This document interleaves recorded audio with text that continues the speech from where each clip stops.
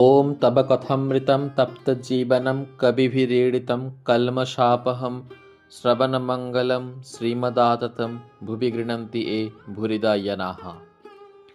স্মৃতি ব্রাহ্ম সমাজ দর্শন ও শ্রীযুক্ত শিবনাথ প্রভৃতি ব্রাহ্ম ভক্তদিগের সহিত কথোপকথন ও আনন্দ।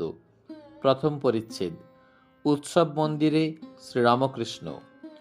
শ্রী শ্রী পরমহংসদেব স্মৃতির ব্রাহ্ম সমাজ দর্শন করিতে আসিয়াছেন। 28 অক্টোবর ইংরেজি 1882 খ্রিস্টাব্দ, শনিবার 12 কার্তিক, কৃষ্ণা দ্বিতীয়া তিথি। আজ এখানে মহোৎসব, ব্রাহ্ম সমাজের ষান্মাসিক, তাই ভগবান শ্রীরামকৃষ্ণের এখানে নিমন্ত্রণ। বেলা 3-4টার সময় তিনি কয়েকজন ভক্ত সঙ্গে গাড়ি করিয়া দক্ষিণেশ্বরের কালীবাটি হইতে শ্রীযুক্ত বেণীমাধব পালের মনোহর উদ্যানবাটিতে উপস্থিত হইলেন। এই উদ্যানবাটিতে ব্রাহ্ম সমাজের অধিবেশন হইয়া থাকে। ব্রাহ্ম সমাজকে তিনি বড় ভালোবাসেন। ব্রাহ্ম ভক্তগণও তাহাকে সাতিশয় ভক্তি শ্রদ্ধা করেন। ইহার পূর্বদিন অর্থাৎ শুক্রবার বৈকালে কত আনন্দ করিতে করিতে সশিষ্য শ্রীযুক্ত কেশবচন্দ্র সেনের সহিত ভাগীরথী বক্ষে কালীবাড়ি হইতে কলিকাতা পর্যন্ত ভক্ত সঙ্গে স্টিমার করিয়া বেড়াইতে আসিয়াছিলেন। সিঁথি পাইকপাড়ার নিকট, কলিকাতা হইতে 1.5 ক্রোশ উত্তরে। উদ্যানবাটিটি মনোহর বলিয়াছি। স্থানটি অতি নিভৃত, ভগবানের উপাসনার পক্ষে বিশেষ উপযোগী। উদ্যান স্বামী বৎসরে 2 বার মহোৎসব করিয়া থাকেন, একবার শরৎকালে আর একবার বসন্তে। এই মহোৎসব উপলক্ষে তিনি কলিকাতার ও সিঁথির নিকটবর্তী গ্রামের অনেক ভক্তদিগকে নিমন্ত্রণ করিয়া থাকেন। তাই আজ কলিকাতা হইতে শিবনাথ প্রভৃতি ভক্তগণ আসিয়াছেন।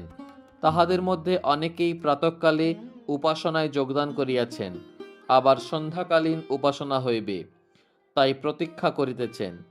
বিশেষত তাহারা শুনিয়াছেন যে অপরাহ্নে মহাপুরুষের আগমন হইবে ও তাহারা তাহার আনন্দমূর্তি দেখিতে পাইবেন, তাহার হৃদয়মুগ্ধকারী কথামৃত পান করিতে পাইবেন, তাহার সেই মধুর সংকীর্তন শুনিতে ও দেবদুর্লভ হরিপ্রেমময় নৃত্য দেখিতে পাইবেন।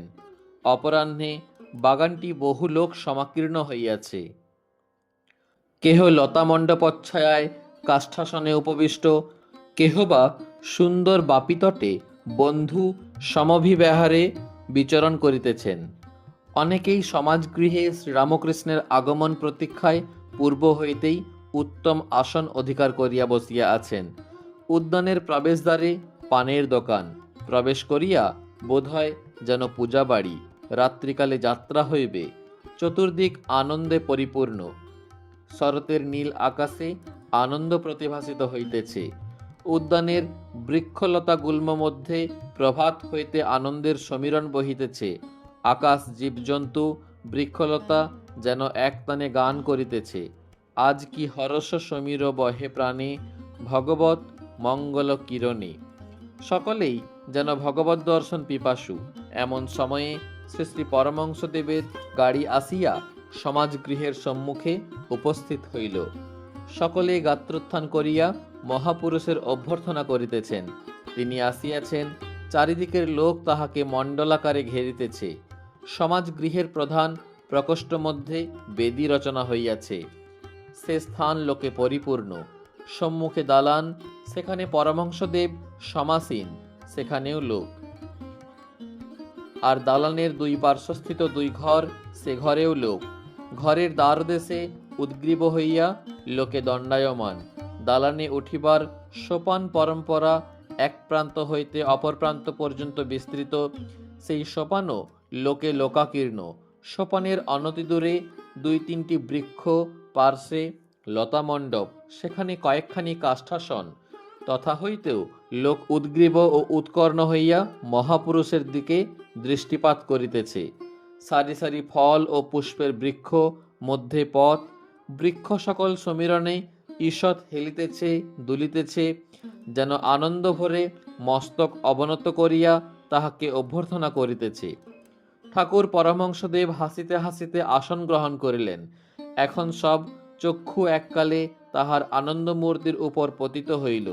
যেমন যতক্ষণ নাট্যশালার অভিনয় আরম্ভ না হয় ততক্ষণ দর্শকবৃন্দের মধ্যে কেহ হাসিতেছে, কেহ বিষয়কর্মের কথা কহিতেছে, কেহ একাকী অথবা বন্ধু সঙ্গে পাদচারণ করিতেছে, কেহ পান খাইতেছে, কেহ বা তামাক খাইতেছে। কিন্তু যাই ড্রপসিন উঠিয়া গেল অমনি সকলে সব কথাবার্তা বন্ধ করিয়া অনন্যমন হইয়া এক দৃষ্টে নাট্যরঙ্গ দেখিতে থাকে।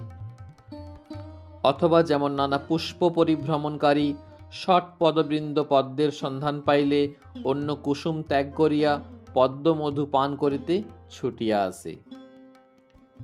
ওম নিরঞ্জনং নিত্যমনন্তরূপং ভক্তানুকম্পাধৃত বিগ্রহং বৈ ঈশাবতারং পরমেশমিড্ডং তং রামকৃষ্ণং শিরসা নমামহ।